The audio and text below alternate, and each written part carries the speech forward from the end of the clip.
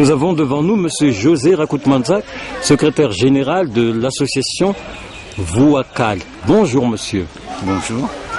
En quoi consiste exactement cette association et à quelle époque a-t-elle été fondée? C'est une jeune association de 2 ans maintenant.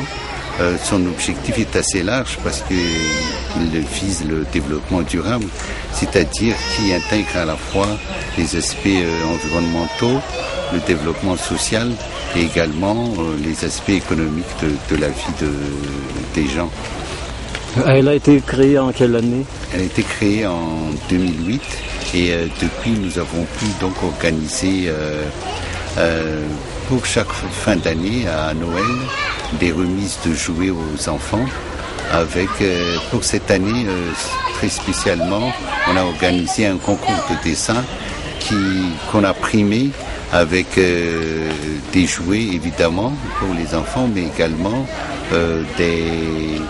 des bourses d'études pour les meilleurs dessins qui nous ont été fournis.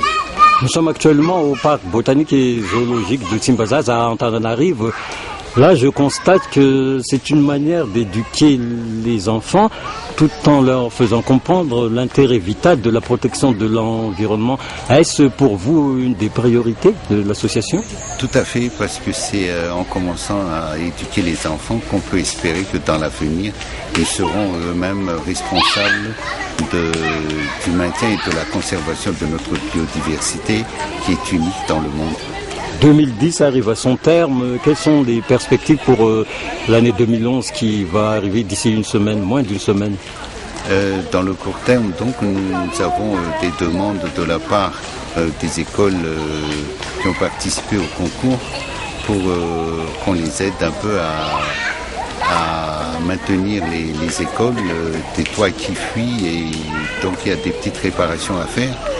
Mais nous avons également l'intention cette année de lancer de nouvelles activités sur la formation professionnelle afin que les grandes personnes qui ont des métiers très instables et précaires puissent adopter des métiers beaucoup plus pérennes et gagner leur vie.